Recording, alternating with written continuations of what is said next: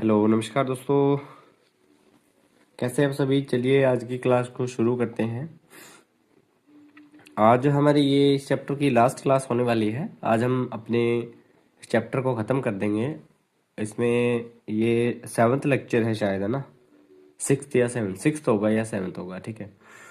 तो ये चैप्टर ख़त्म हो चुका होगा। उसके बाद जो है हम आ, रखने वाले हैं इसका एक इस वीकेंड पे सैटरडे संडे को इसका देखते हैं, एक टेस्ट रखने वाले हैं, ठीक है।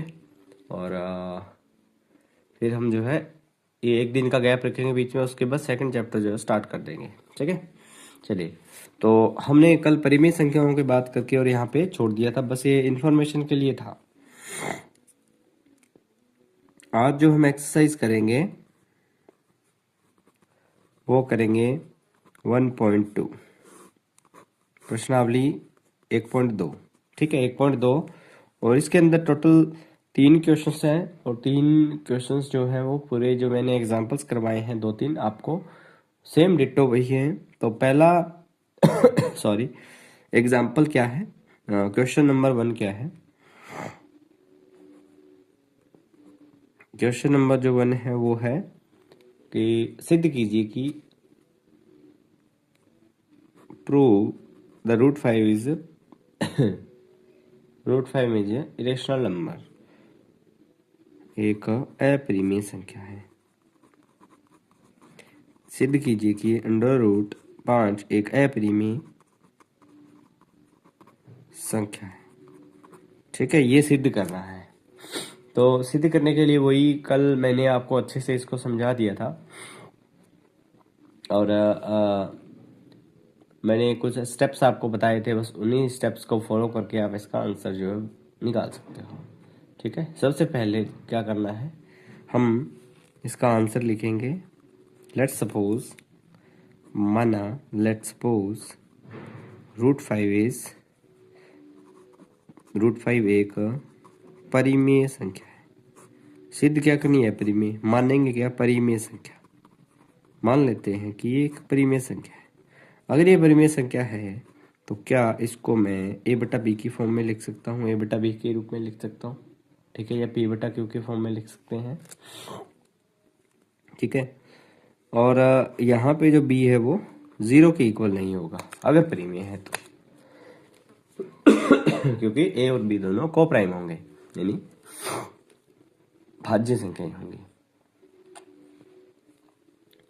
तो अब अगर हम बात करें पी और क्यू यानी ए और बी जो है वो अगर को प्राइम है, अगर पी और क्यू को प्राइम है तो हम इसको ऐसे भी लिख सकते हैं कि जो रूट 5 है ये बी का इसके साथ मल्टीप्लाई हो जाएगा और इक्वल में ए आ जाएगा। ये इक्वेशन बन सकती है, ठीक है, ये इक्वेशन बन सकती है, ठीक है। अब अगर हम बात करते हैं आगे, दोनों तरफ क्या कर देंगे, दोनों तरफ वर्ग करने पर मैंने 3 ही स्टेप बताए थे आपको ना। पहले ये करना है, फिर इक्वेशन बना के फिर दोनों तरफ वर्ग कर देंगे। दोनों तरफ वर्ग कर देंगे तो अंडर रूट 5 बी स्क्वायर है, तो अंडर रूट 5 बी का वर्ग ए का वर्ग, तो अंडर रूट 5 का तो 5 हो गया इंटू बी का बी स्क्वायर हो गया इक्वल में ए स्क्वायर। तो यहाँ पे बी स्क्वायर बराबर क्या आ जाएगा, ये 5 इधर चला जाएगा नीचे, तो यहाँ पे अब दिख रहा होगा ना, तो ये नीचे चला जाएगा तो 5 आ जाएगा नीचे। ये इक्वेशन बन गई, ठीक है, ये इक्वेशन बन गई। और यहाँ ए स्क्वायर को 5 डिवाइड कर रहा है, ए स्क्वायर को 5 क्या कर रहा है, विभाजित कर रहा है। तो अब हम यहाँ पे लिख देंगे ऊपर कि 5, यहाँ लिख देंगे सॉरी 5 ए स्क्वायर को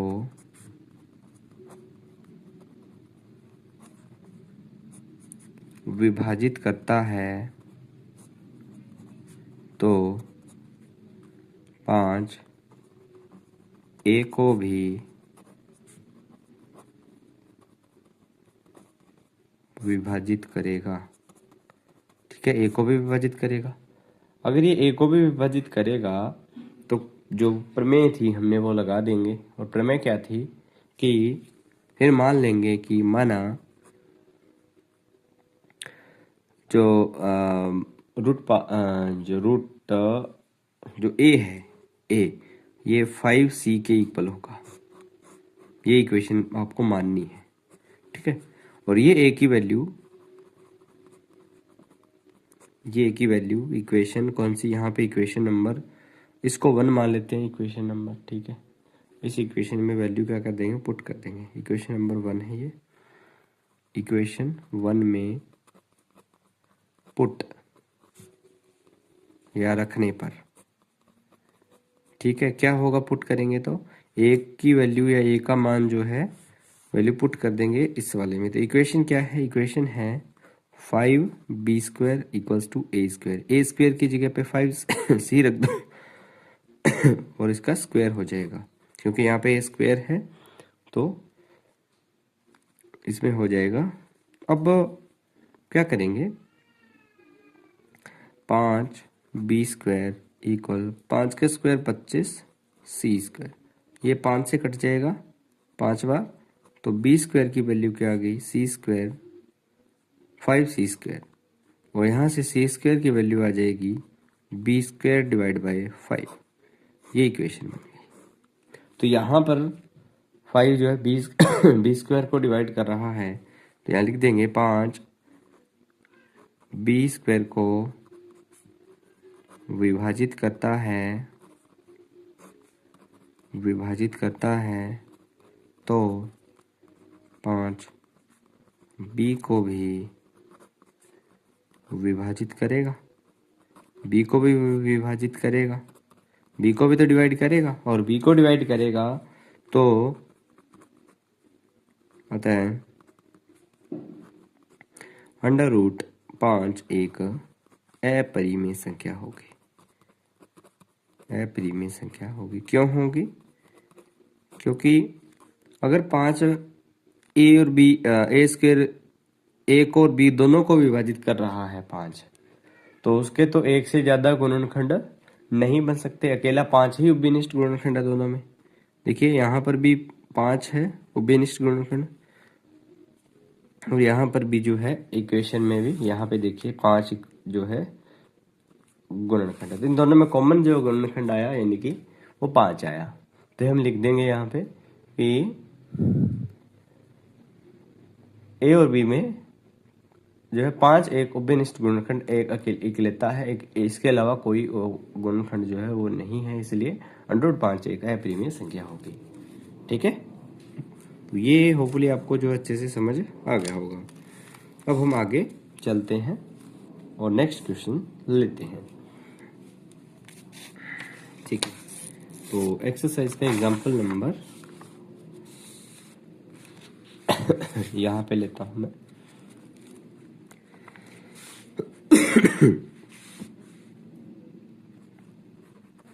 एग्जांपल नहीं है, क्वेश्चन है ये। क्वेश्चन नंबर 2 लेता हूं, और सेकंड क्वेश्चन जो है वो क्या दे रखा है, वो दे रखा है कि सिद्ध करें कि 3 + √2√5 एक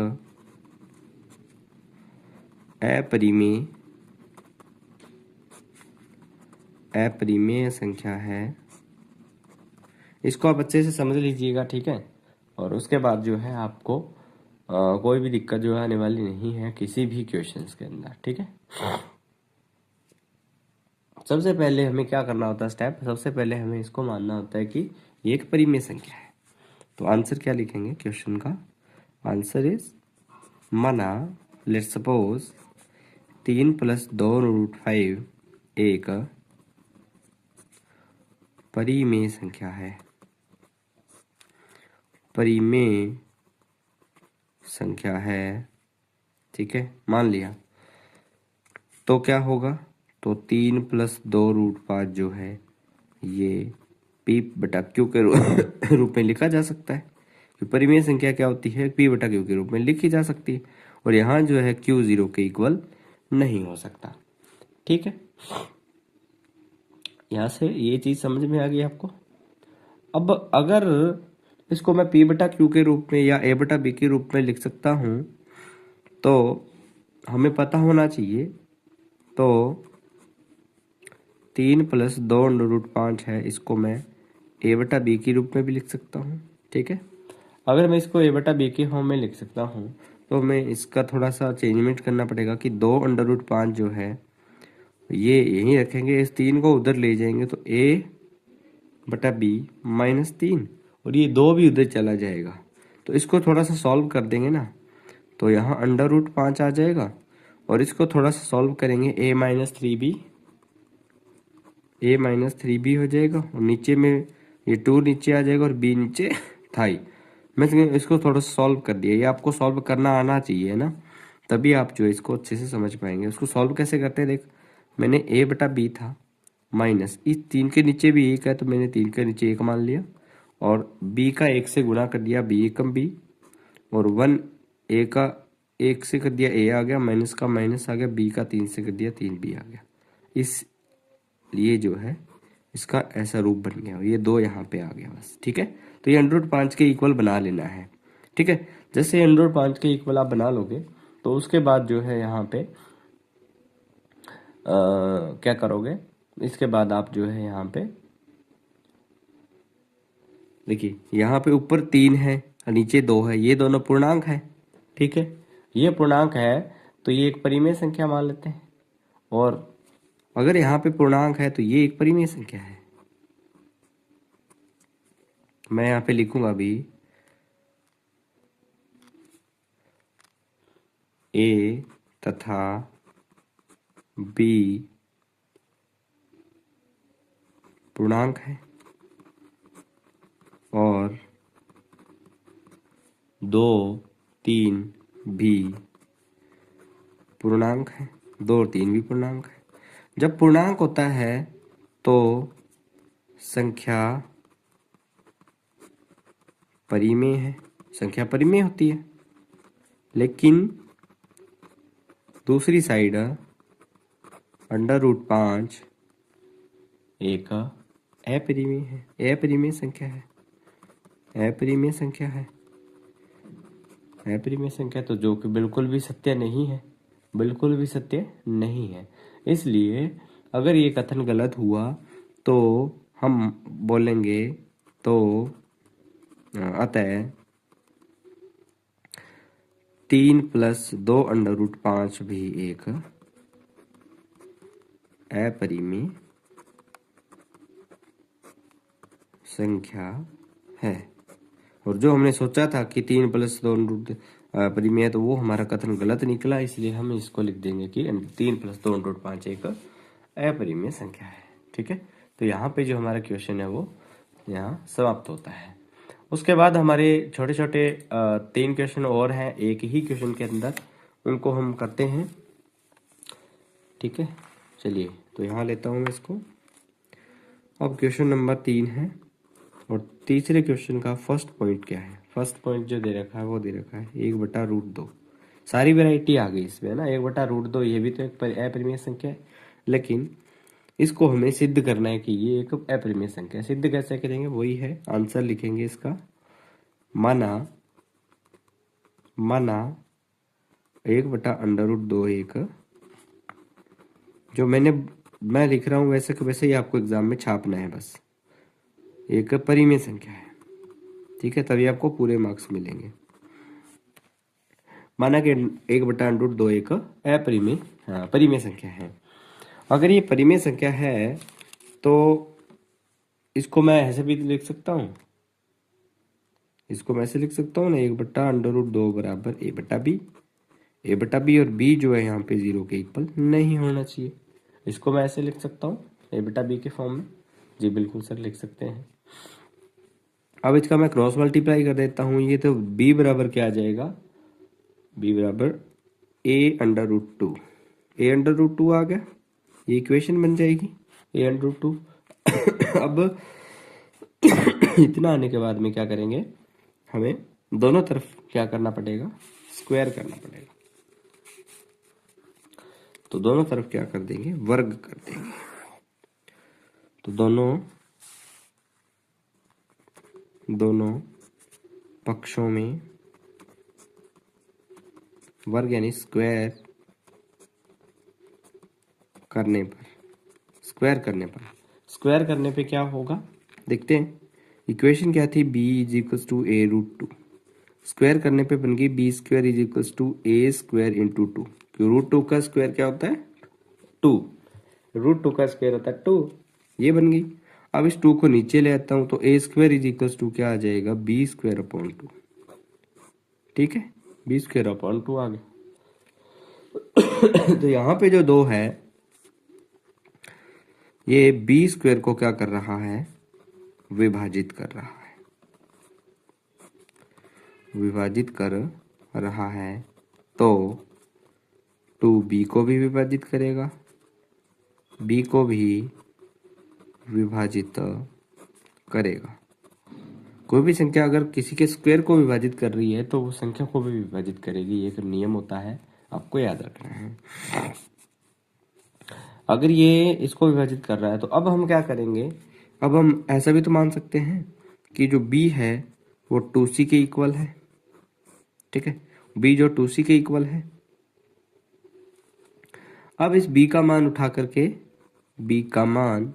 करके कहाँ रख देंगे, ये इक्वेशन नंबर फर्स्ट मान लेता हूँ, इक्वेशन 1 में पुट कर देंगे ए बी का मान। तो इक्वेशन 1 क्या थी, b square is equals to 2a square, और इसमें पुट करेंगे तो ये बन जाएगा b की जगह पे 2c, तो b is equals to b square is equals to a square into 2 था, तो इस b स्क्वायर की जगह पे मैंने लिख दिया 2c square is equals to 2a square, ये इसको मैं सॉल्व कर दिया, और ये हो जाएगा 4c स्क्वायर 2a स्क्वायर, ये कट जाएगा, या 2 आ गया, तो यहाँ से जो c स्क्वायर की वैल्यू आई a स्क्वायर, ये 2 इसके नीचे चला जाएगा, तो यहाँ से जो वैल्यू आ गई c स्क्वायर की वो आ गई a स्क्वायर बाय 2। तो यहाँ देखिए जो 2 है वो a स्क्वायर को डिवाइड कर रहा है, 2 a स्क्वायर को भाग कर रहा है या विभाजित कर रहा है या डिवाइड कर रहा है, विभाजित कर रहा है, तो 2 जो है a को भी विभाजित करेगा, ठीक है, 2a को भी क्या करेगा, विभाजित करेगा, और 2a को विभाजित करेगा तो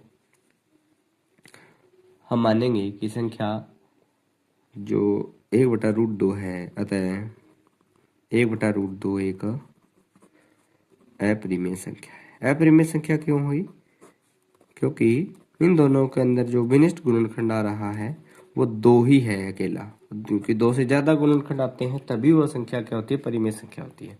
तो यहाँ पर अकेला 2 ही गुणनखंड आ रहा है, तो हमारा कथन गलत निकला और हम इसको परिमेय नहीं अपरिमेय बोल देंगे, ठीक है। ये पहला जो हमारा पॉइंट यहाँ पे खत्म होता है, और पहला पॉइंट खत्म होने के बाद में अब हम चलते हैं हमारे दूसरे पॉइंट पे, ठीक है।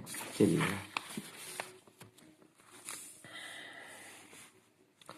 दूसरा पॉइंट क्या है हमारा, इसी क्वेश्चन का दूसरा पॉइंट 2 था, वो था पॉइंट नंबर 2, और जिसको हम लिख देंगे 7√5, और 7√5 जो है वो क्या है उसके बारे में हम बात करेंगे। सीधी यही करना है, तो हम क्वेश्चन का आंसर लिखेंगे, माना 7√5 एक परिमेय संख्या है, परिमेय संख्या है, मान लिया कि वो एक परिमेय संख्या है। सॉरी, अगर वो परिमेय संख्या है तो इसको मैं 7/5 को a/b के रूप में लिख सकता हूँ, a/b के रूप में लिख सकता हूँ। अगर मैं इसको a/b के रूप में लिख सकता हूँ, या फिर मैं इसको ऐसा भी लिख सकता हूँ कि जो √5 है वो यहाँ रह जाएगा, और ये a/7b हो जाएगा, 7 यहाँ आ जाएगा नीचे, तो a/7b हो जाएगा। तो यहाँ पे जो √5 है वो a/b के, और 7 देखिए a और b पूर्णांक है तो 7 भी एक पूर्णांक है, a व b 7 भी ए बी और 7 भी पूर्णांक है, और पूर्णांक है तो यह परिमेय संख्या हुई। पूर्णांक है तो क्या है? परिमेय संख्या है। परिमेय संख्या है, अगर परिमेय संख्या है दोस्तों तो क्या होगा? ये वाली संख्या जो परिमेय होगी, और ये परिमेय है तो ये क्या होनी चाहिए? परिमेय। लेकिन √5 क्या होती है? ये क्या है? परिमेय संख्या। लेकिन तो अब हम इसको क्या बोल सकते हैं? इसको यही तो बोल सकते हैं कि नहीं भाई, ये जो तुमने बोला कि अतः √5 जो है 7√5 एक अपरिमेय संख्या है। अपरिमेय संख्या है। बस ये छोटा सा क्वेश्चन था जो हमने यहाँ पे सॉरी सॉल्व किया। ठीक है, अब लास्ट क्वेश्चन जो हमारा इसके अंदर बचा हुआ है और उसको हम खत्म करेंगे, और आज का हमारा जो चैप्टर है वो यहाँ पे फिनिश हो जाएगा। ज़्यादा लंबी क्लास नहीं होगी, है ना ये। तो तीसरा क्वेश्चन क्या था? तीसरा पॉइंट इसका वो था 6 प्लस √2। तो इसको हम कैसे करेंगे उसको देखते हैं। तो माना यही फॉर्मेट है सेम, 6 प्लस √2 एक परिमेय संख्या है। मान लेते हैं कि वो एक परिमेय संख्या है। अगर ये परिमेय संख्या है तो 6 प्लस √2 जो है ये a/b के बराबर होगा, और a/b के बराबर होगा तो मैं यहाँ पे इसको ऐसे लिख सकता हूँ, √2 6 को उधर ले जाता हूँ तो a/b - 6, और इसको थोड़ा सा सॉल्व कर देते हैं। तो √2 बराबर ये हो जाएगा a-6b/b। ठीक है, a/6b/b ये हो गया। ठीक है, तो अगर मैं बात करूं यहाँ पे इस इक्वेशन के अंदर, तो इस इक्वेशन में आप देख पा रहे होंगे कि 6, एक तो a b व 6 पूर्णांक है। पूर्णांक है तो संख्या परिमेय है। पूर्णांक है तो संख्या परिमेय होगी, और परिमेय होगी संख्या तो परिमेय संख्या होगी। और इससे यह विरोधाभास उत्पन्न हुआ कि अगर ये परिमेय है तो ये भी परिमेय होनी चाहिए थी, लेकिन ये परिमेय नहीं है। तो हम बोलेंगे अतः 6 प्लस √2 संख्या एक अपरिमेय संख्या है। अपरिमेय संख्या है। यहाँ पे बस इतना से करना था, और यहाँ पे जो है हम इसको सॉल्व कर लेते हैं। ठीक है, अब जो हमारी इस चैप्टर का 99% हिस्सा खत्म हो चुका है। 1% हिस्सा मैंने रखा है क्या सॉरी, एक चीज जो बची हुई है वो है, एक तो मैंने कुछ नियम जो छोड़ दिए थे वो मतलब रह गए थे बीच में, उसको करेंगे, और एक थोड़ा सा जो इसमें डेसिमल वाला पोर्शन था वो रह गया था ना, तो उसको भी जो है आज हम इसको थोड़ा सा समझ लेते हैं, और आपको वो भी मैं बता देता हूँ। ठीक है, चलिएगा। तो डेसिमल्स के बारे में हम बात कर रहे थे, और डेसिमल्स जो है उसको समझा देता हूँ आपको ना, बहुत इंपॉर्टेंट था वो। तो तीन पार्ट होते हैं डेसिमल के, वो तीनों बहुत ज़रूरी हैं आपको समझाना। मैंने आपको डेसिमल अलग से जो है नहीं समझाया था ना, तो उस पर हम बात करते हैं। चलिएगा,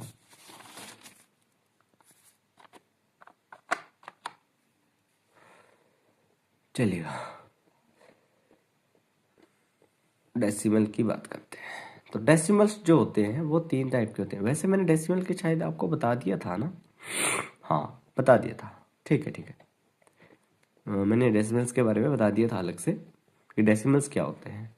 बस एक ही चीज़ बची हुई है, वो मैं आपको अभी क्लियर कर देता हूँ ना। चलिए,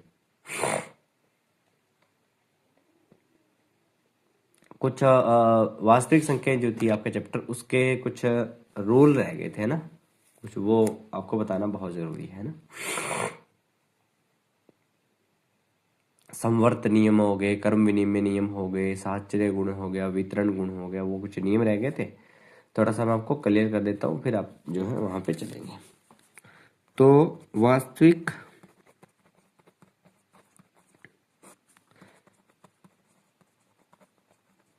संख्याओं के कुछ नियम, वास्तविक संख्याओं के कुछ नियम जो है वो रह गए थे, और उसी को मैं जो यहाँ पे समझा देता हूँ, और फिर जो अपने आगे चलेंगे। चलिएगा, तो पहला नियम है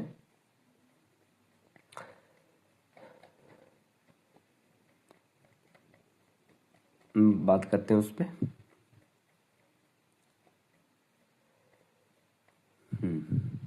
चलिए, तो पहला जो नियम है वो है दोस्तों संवर्त नियम, और संवर्त नियम क्या होता है उस पे हम चर्चा करते हैं। तो पहले जो नियम की बात करें वो है संवर्त नियम। संवर्त नियम क्या होता है? जब दो रियल नंबर्स जो होते हैं उनको जोड़ा जाता है या उनका गुणा किया जाता है, तो हमें एक रियल नंबर ही प्राप्त होता है।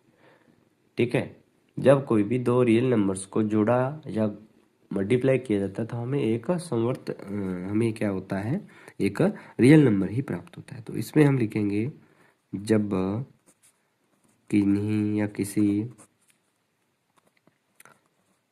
रियल नंबर्स यानी वास्तविक संख्याओं को जोड़ा व गुणा किया जाए तो हमें हमेशा रियल नंबर ही प्राप्त होता है। ठीक है, एग्जाम्पल के तौर पे हम लिख देखें, तो जैसे एक रियल नंबर है, 3 भी एक रियल नंबर, इनको जोड़ दिया 6 भी एक रियल नंबर प्राप्त हुआ। 2 और 3 का गुणा कर देंगे तो भी 6 मिला, यानी कि एक रियल नंबर प्राप्त हुआ। ठीक है, तो 2 और 3 एक ऐसी संख्या है, अगर उनका गुणा कर दो या जोड़ दो तो एक ही आंसर आता है। दूसरा नियम था हमारा, वो था कर्म विनिमय का नियम। कर्म विनिमय का नियम होता है कि जब कोई दो रियल नंबर होते हैं ना, तो उनको उल्टे क्रम में भी लिखने पर भी जो हमें आंसर जोड़ने और गुणा करने पर आंसर जो है समान प्राप्त होता है। कैसे? चलिए उस पर हम बात करते हैं। इसको हम बोलते हैं कर्म विनिमय, कर्म विनिमय का नियम। कर्म विनिमय का नियम, कर्म विनिमय का नियम क्या होता है कि परिभाषा वही है कि जब दो रियल नंबर्स को आपस में जोड़ा, क्रम बदल के जोड़ा या घटाया जाता है तो वो ही प्राप्त होता है सेम टू सेम। देखिए कैसे, जैसे मैंने 2 और +3 को जोड़ दिया तो कितना आया, सॉरी यहाँ पे 6 लिख दिया मैंने ना, 5 आया। और अगर मैं इसको 3 + 2 लिखता तो भी तो 5 आता, सेम ही तो आया। अगर मैंने 2 और 3 का गुना कर दिया तो 6 आया, लेकिन अगर मैंने 3 और 2 का गुना करा होता तो भी तो 6 ही आता, समान ही आता ना। ठीक है, इसी को बोलते हैं कर्म विनिमय का नियम। समझ आया बात? तीसरा देखिए, तीसरा नियम क्या है, इसको बोलते हैं साहचर्य का नियम। साहचर्य नियम, साहचर्य नियम क्या होता है कि जब रियल नंबर्स होते हैं, कोई भी 3 नंबर रियल नंबर्स का एक सेट होगा, उस सेट को परिवर्तित करने पर, जोड़ने या गुणा करने पर उत्तम समान ही प्राप्त होता है। उत्तम का मतलब आंसर, आंसर। ठीक है, उत्तम का मतलब आंसर, आंसर जो है सेम ही प्राप्त होता है। जैसे मैंने एक एग्जांपल ले लिया, एग्जांपल का मतलब होता है जैसे नियम ये है, ए अगर a + b को जोड़ दिया और बाहर मैंने इसको ब्रैकेट बंद करके बाहर c लिख दिया, तो इसको मैं ऐसे भी लिख सकता हूँ कि a को बाहर रख दूं प्लस b और c को जोड़ दूं, a भी बराबर ही होगा। ठीक है, तो इसको ही हम बोलते हैं साहचर्य का नियम, आगे पीछे जोड़ देना। ये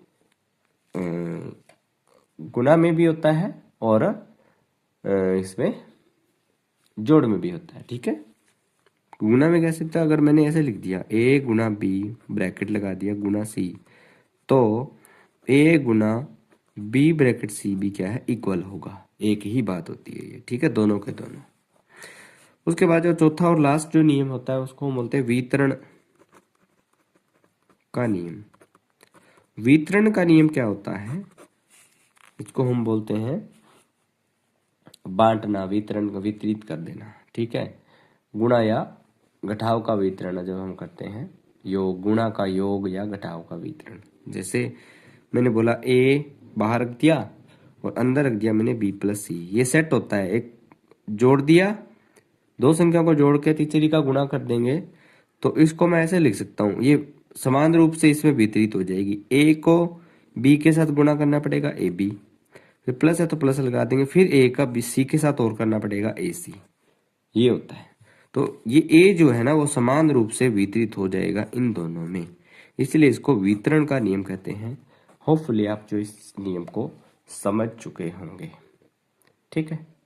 और यूक्लिड वाला तो आपके है ही नहीं तो A is equals to B Q plus R, मैंने ये इक्वेशन आपको करवा भी दी थी, लेकिन आपके जो यूक्लिड वाला नहीं है तो आपके काम का भी नहीं है ये, ठीक है।